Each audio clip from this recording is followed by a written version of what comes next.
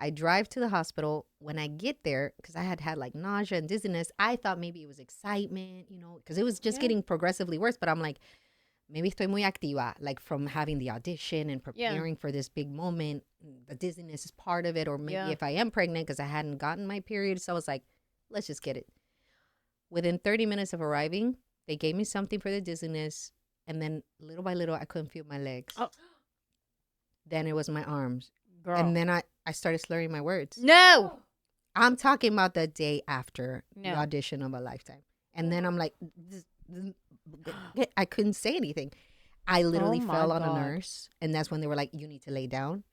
And then I just, before my hands went completely gone, I like auto-dial my husband with like my finger. And then he comes on the line and I'm like, no. And he's like, what's wrong?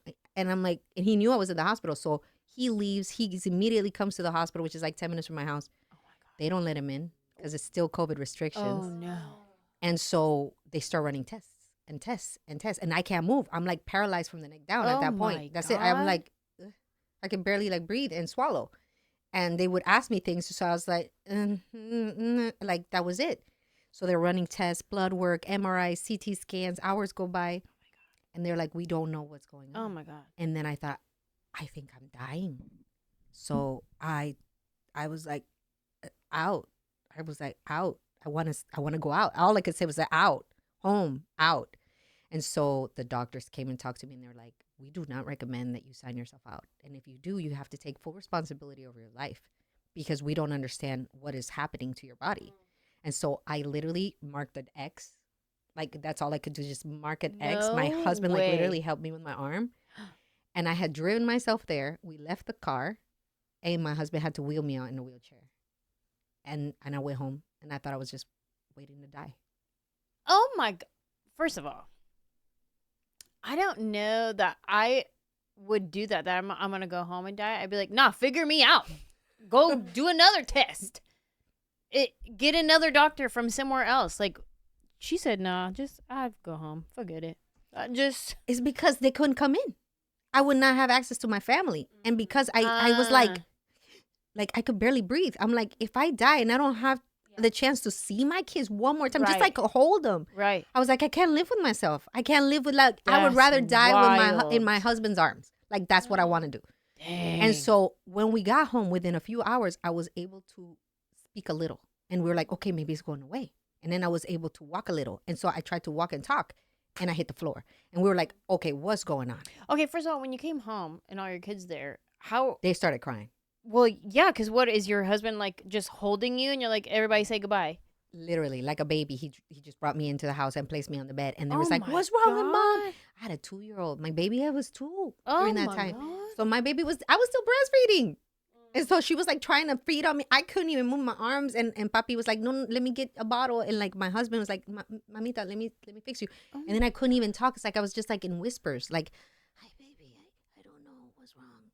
Mommy's okay. Like, I couldn't do more than a whisper or I would just literally faint. Gosh. So as the day went through, the first day, I started regaining the ability to talk a little and write. And so I told my husband, I want to write my will. And so I wrote my will out. And then I had him call some people from church to sign, like, as witnesses to my wishes. Which, by the way, you never think something like this is going to happen. It's like, it's not like you're prepared for death. I recommend anybody to do your will before you met with something like this. Yeah. Because you never know. And so I just did my will. They signed. I said, me, yes, will. Like, I would just sign them like, I want. Because the few words I could say is like, I want. Sign me, want, please. Oh my God. And that night I went to my bed and I was just crying. And then all of a sudden, like a miracle angel, a friend of ours from church, his name is Terry Rice. I literally put his name in the book because that's how important of an angel he was to us. He just dropped by. Didn't know what was going on. And he looks at me and he's like, I just came to visit your family. I know I had a prompting to come and visit. Oh. And he looked at me. He's like, what's wrong? And I'm like, oh. He's like, I'm an EMT. You may be having a stroke. He's like, I want to take you to Vanderbilt. Let's go to Vanderbilt. Let's get a second opinion. And I was like, I was ready for death. I was literally in my bed. I was ready to die. Like, and then he hauls me into his car. We drive to Vanderbilt. We spent another 14 hours at Vanderbilt. Again, him and my husband outside. There was no cupo inside. They wouldn't let anybody else in. There was so many people that had sicknesses, issues. We had chairs, and we were lined up and down the hallways with a paper and a number because there was no rooms. So those were technically our room numbers so that they knew how to keep everybody's paperwork, in check. Whoa. And it was just test after test, more MRIs, CT scans, and more blood work, more things. And they would just wheel me in and out. And I was just sitting there with a whole bunch of people that were looking like death too. And I'm like, oh my goodness, go away, I said. I was praying. And then at the end, a neurologist came and said, I'm so sorry, but there's so many unknowns with COVID. We don't know if or when your symptoms may pass. You're having effects of long haul COVID. And then they said, what you're having seems very similar to Guillain-Barré syndrome, but we'll have to run a spinal tap to confirm. And I was born preemie, so I don't have two of the bones in my back where the needle would go. If they did it, I would be paralyzed, like for real. Oh my God. Permanently, if they by any means did something they should not. Or Stop. So then I couldn't even risk it. Like all my babies, I haven't had any epidurals or anything. It's like, let's go. We're going to breathe it out. We're going to breathe it out. Yeah. Wow. So after that, I was like, okay, I want to go home again because there's nothing more to do. And I wasn't going to risk that. And so we went home. And then every day was waiting for death. That's what I thought. I was like, I'm going to close my eyes and it may be the last time. So if I could talk a little, I would call my mom or my dad or whoever. I want to make amends. I want to make sure you know I love you. I would do it until I could no longer talk because my muscles would only work for a little while. And I remember one day in particular, I was sitting in my husband's lap and I was just so tired. And I told him, I want to take a bath. I want to take a bath. I just want to just forget this is happening. And he's like, I'll sit with you. And I said, no, papi, it's okay. You go to the kitchen, take care of the babies. I'll just sit in the bath. And I start running the bath and I start feeling so relaxed. And I'm like, Lord, please help me. Help me understand what is going on. I don't understand why. Why is this happening? Why is this happening? And as the water was rising, my whole body started shutting down. And I tried to scream and nothing. It was like, help. And I couldn't say nothing. And the water kept rising and rising. Ma'am. When it got to my nose, I was like, that's it. I'm gone. And I started sleeping because I couldn't do any of it. Everything was gone. God. And so I just closed my eyes and the water kept going up. And then my husband, I don't know how, he walks in, opens the curtain, like literally takes me out naked, places me on the bed, and I just start bawling. Like paralyzed and going, that's all I could do. And I just start crying. And I'm like, I'm useless. I'm a head in a bed. Like once I finally regained the ability to talk, I'm like, what am I good for now? For all my life, I have put my value on what I could do. I could cook. I could be a mom. I'm a singer. I'm a writer. These are the things I could do. And when I couldn't even pick up a pen, I couldn't even get out of bed, I couldn't even save myself from drowning, I thought, what's the point? What's the point of existing like this?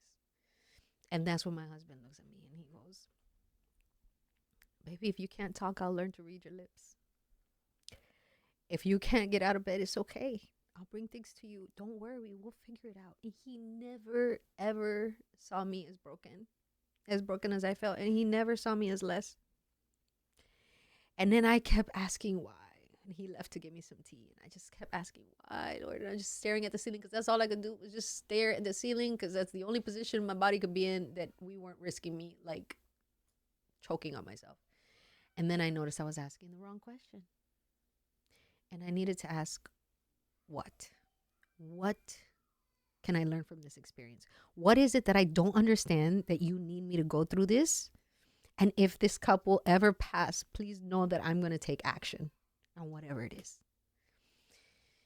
And so I stopped feeling sorry for myself and I started to embrace what I could do. I could sit and I could listen. I could listen to my kids tell me about their day. I could listen to them tell me about the boyfriend that broke their heart. I I can sit there while they were making food and watch my kids help each other. And what I learned is humility. That's what I learned. I needed to be humble because I was too proud to even ask for help. And when I couldn't ask for help, the Lord sent the angels anyway. I had knocks on my door. They're like, we bring a meal. Ladies from church telling me, we'll take your kids for a play date. They will come and clean my house. And you know how it is when you don't want to invite nobody to your house when it's dirty. You know, you don't want anybody to see your mess. You don't want them. And yet I had to accept that help of like, they're going to wash my clothes and they're going to pick the dishes and they're going to clean them. And so you're just there paralyzed. Don't do that. Get out. Don't touch my chonies. Exactamente. I'm like, this is like the most vulnerable thing I can be like, and I can do nothing but say thank you. And so the Lord needed to teach me that I had to accept help. And I had to accept the fact that I couldn't do these things. And then my kids, they can cook. I didn't know that. Turns out. What? Oh, you could serve yourself? Wow. Oh my goodness. I didn't know like I had to be in this position for you to actually wash your dish. They did. They could cook for one another and they started helping each other. I'm not saying it was easy because like my kids had to go to therapy. Like it was hard. Like my daughter, my 16-year-old daughter now, at that time, she was like 12, 13. She had to see me go through that. And the kids, my little Mimi, the little one that's 6 years old now, she at one point started calling her, Keke Mami, like, because we call her for Kel, Keke. And she's like, Keke Mami, because she would serve her like mommy. She's like, I don't want to be a mommy. I'm 13, And she had to go through those moments. But it also brought me closer to God because I understood, oh, you don't love me because I'm a singer or because I can be a good wife or whatever. You love me because you love me. And so my relationship with God became so much deeper because I understood that he loves us regardless of anything else, regardless of our abilities, regardless of the things that we think give us value, our position, our economy, our beauty. When all that is gone, he still loves us. He'll take us like we are.